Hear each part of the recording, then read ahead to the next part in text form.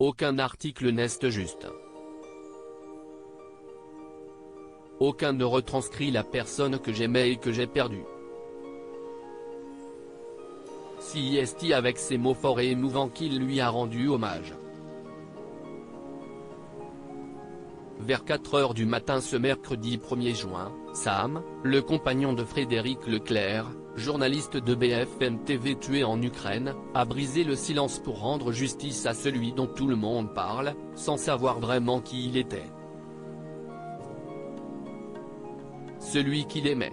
Ça faisait tout juste 1 an que j'étais avec Fred.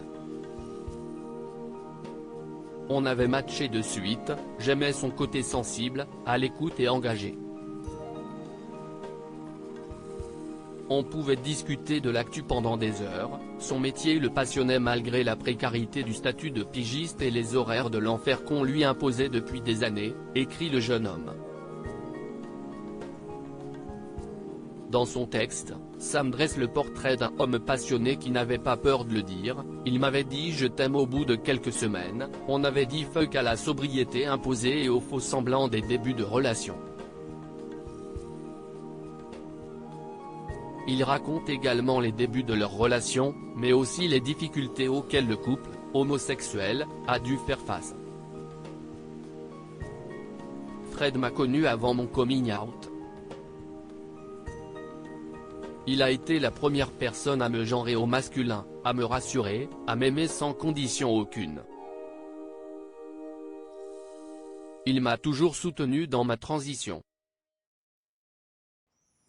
On se prenait régulièrement de l'homophobie dans la rue, des PD au sale regard. On avait un peu peur qu'un jour il nous arrive un truc à cause de ça. Je lui avais dit d'effacer les photos sur son téléphone avant de partir en Ukraine, au cas où cette homophobie a suivi Frédéric jusqu'en Occident. Avant le départ du journaliste pour l'Ukraine, Sam lui a conseillé d'effacer les photos de leur couple de son téléphone, au cas où. Le jeune homme transgenre craignait en effet que Frédéric ne soit pris pour cible en raison de son orientation sexuelle.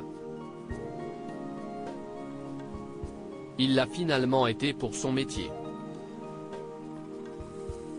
Ce lundi 30 mai, le journaliste de 32 ans a été pris pour cible alors qu'il allait chercher des civils bloqués à Lysychansk, à l'est de l'Ukraine. Il suivait alors un convoi de réfugiés en partance pour l'ouest, ces convois même que les Russes ont interdiction de viser, sous peine d'être accusés de crimes de guerre.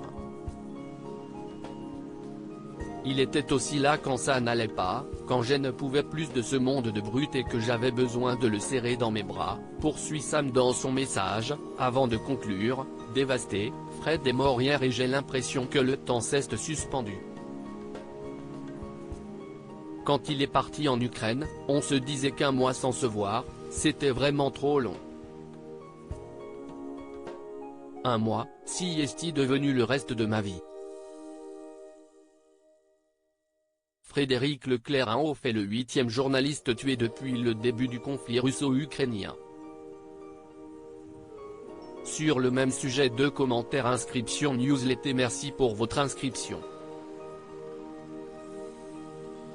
Pour en savoir plus ou exercer vos droits, cliquez ici. Fermé anonyme le 1/6 d'à 11h02. Certes son devoir est d'aider et informer. Mais il connaissait le risque de mourir sur un lieu de guerre. 00 Répondre signaler un abus anonyme le 1/6 d'à 10h32 publié le 1. 6.2022 par Christelle Néant, le 27 mai 2022, nous étions à Svetlodarsk, quelques jours à peine après la prise de contrôle de la ville par les forces russes et celles de la milice populaire de la RPL, République populaire de Lougansk.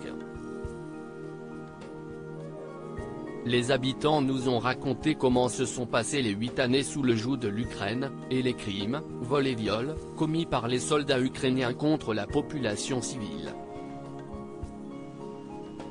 00 Répondre signaler un abus.